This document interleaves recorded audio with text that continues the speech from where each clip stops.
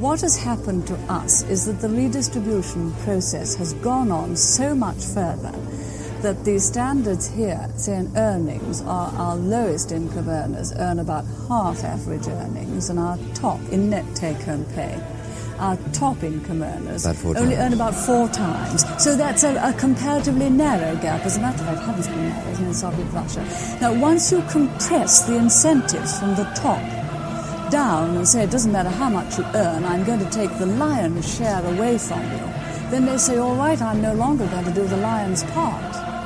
And then they stop creating the extra wealth. We fight on the beaches, we shall fight on the landing ground.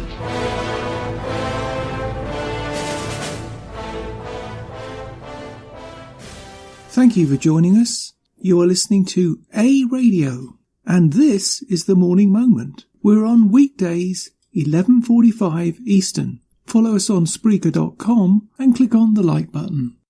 Sometimes needs must. Not to get too much in the weeds technically, but we had some problems this week which precluded us from accessing the email. Anyway, problems seem to present sometimes an opportunity to reflect. So I decided to do just that. Now that Obama has crawled back out from under his covers, it reminded me of those missing clips that seem to be more and more common today. In other words, not available. Unfortunately for Obama, though, he shouted his mouth off for years, and as we all remember, spent a vast amount of time either in his non-stop world apology tour or implementing policies that were decimating the US economy or wrecking the US military. One way or another, Obama has spent the whole of his time denigrating America. That's his common thread. That's his political legacy. Now that a president that's in office who praises America and Americans, he and his followers never stop criticizing him or his policies, as we all know. So I thought it would be a good time to reflect on just a few of those choice comments made by Obama. They are by no means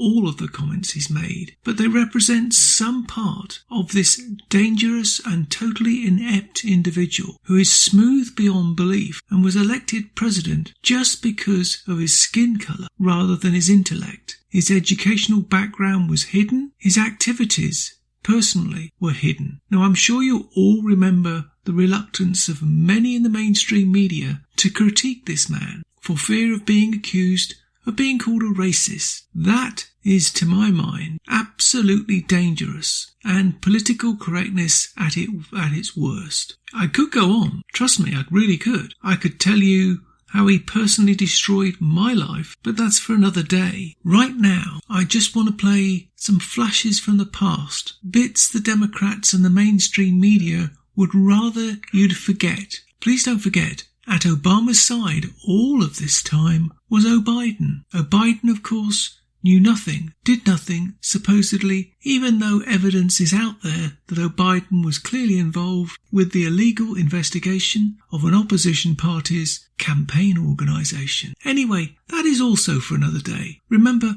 Obiden knows nothing, had no involvement, just like Obama. Here are just some of those clips. Blasts from the past. I prefer to remember them more as a nightmare. Let me sort of describe my overall policy. I mean, what I've said is that we would put a cap and trade system in place that is as aggressive, if not more aggressive, than anybody else's out there. I was the first to call for 100% auction on the cap and trade system, which means that every unit of carbon or greenhouse gas that was emitted would be charged to the polluter. That will create a market in which whatever technologies are out there that are being presented, whatever power plants that are being built, that they would have to meet the rigors of that market and the ratcheted down caps that are imposed every year. So if somebody wants to build a coal-powered plant, they can.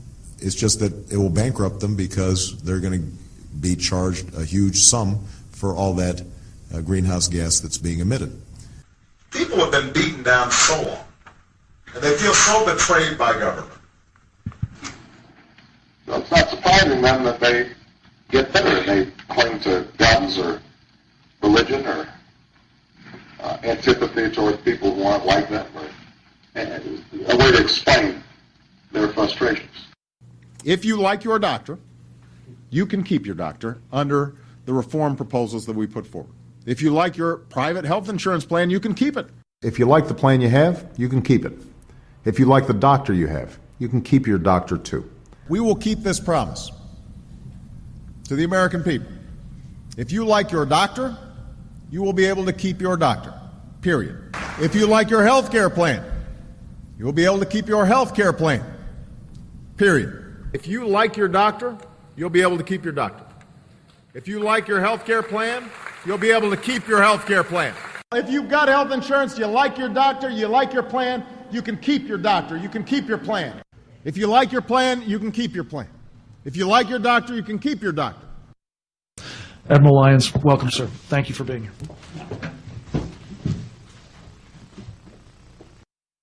Well, first, thank you by our own administration.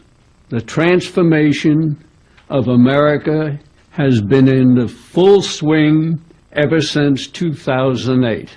President Obama's no-show in Paris was an embarrassment for all Americans. But it also was a signal to the Islamic jihadis.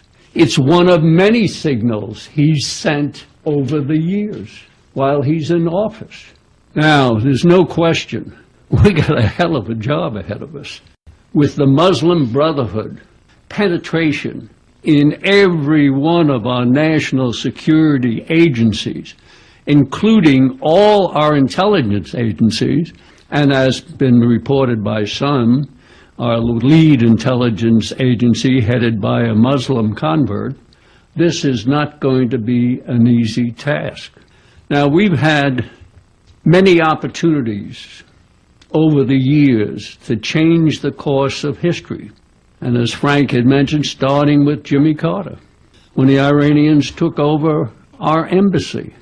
We could have cut off Islamic fundamentalism on the knees, but we did not act.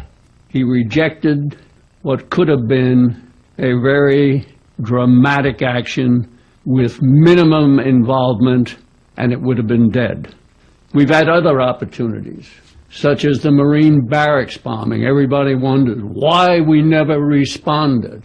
You know, I won't go into all those details in the interest of brevity, and Frank's shaking his head. He's getting ready to give me the hook. But I have to tell you, we could have changed the course of history then. It became Osama bin Laden's rallying cry. So here we are today. Political correctness has neutralized all our military leadership. You know, I don't know how many of you saw Les Gelb's article yesterday. Any of you see it? He called for the entire firing of the entire executive branch of government, unheard of, including Valerie Jarrett. And what are we doing instead? At Copenhagen, this December, weeks away, a treaty will be signed. Your president will sign it. Most of the third world countries will sign it because they think they're going to get money out of it. Most of the left-wing regimes around the world, like the European Union, will rubber stamp it. Virtually nobody won't sign it. I have read that treaty. And what it says is this, that a world government is going to be created. The word government actually appears as the first of three purposes of the new entity.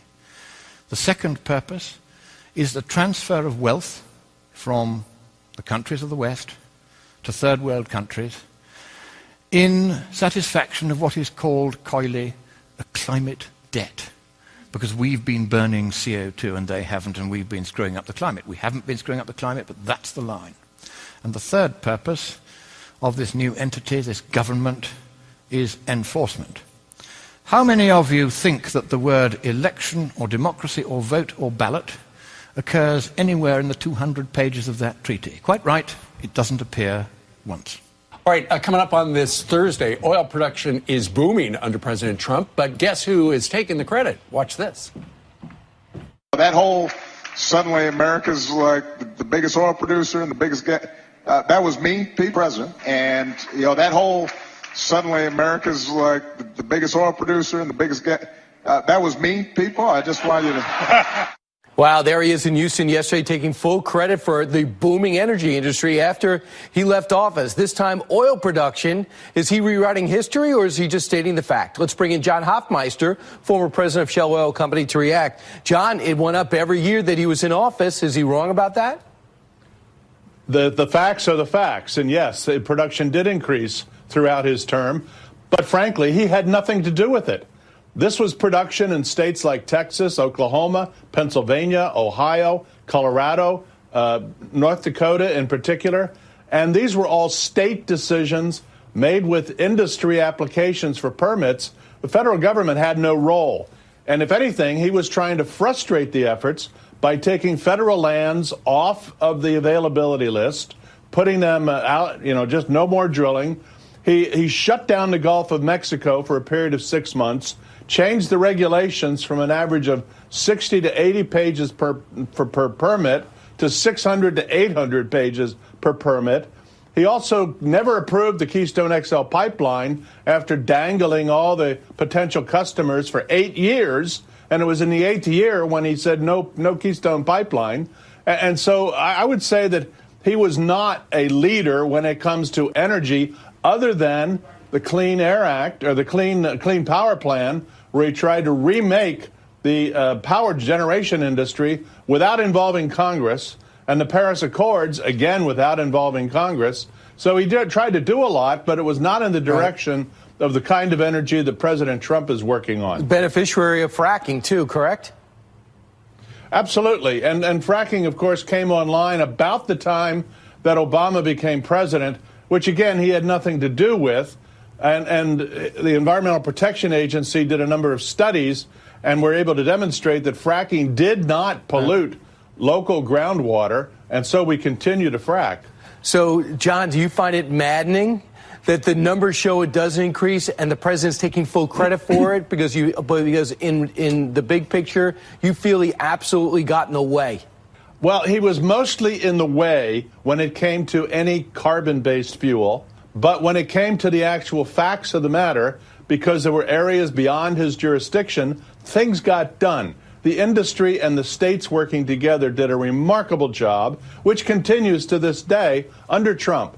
And so he can take credit for all he wants, but whether people believe him or not, it depends upon, how much history do you really know versus how much history do you want to reinvent. So John Hofmeister was not on the stage in Houston, but he spoke back here this morning in New York. John, thanks so much.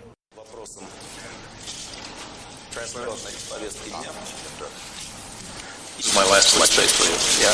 After my election, I have more flexibility. Yeah. I understand. I transmit this information to Vladimir and understand what. I have to say that as I travel around the world and I reflect on the presidency, a lot of our problems are caused by old men. No offense, men who are old, but we would benefit, I think, from reminding ourselves that power is something that is given to you. It's a privilege to serve.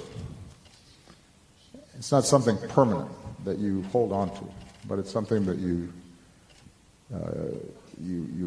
cultivate, you wield for the betterment of the people who you represent, but then you have to let go. And so often what you see around the world causing great problems is people not letting go. You can find more at aradio.wordpress.com, where you can find links to us on Twitter, Facebook, Instagram, iTunes, iHeartRadio, Gab, Parler, Spotify, and email. We are continuing to reach out to you, so please pass these links on to your friends. Please click on the follow button on Spreaker.com. You can listen to all our morning moments at Spreaker.com/A radio. That's EHRADIO, A radio. And please click on the like button. Join us Monday, Wednesday and Friday, 11:45 Eastern, for our morning moment or tweak. And tell your friends, pass the word. We only tell the truth, not what the Canadian mainstream media want you to know. This time, more than any in history, we all need to trust but verify.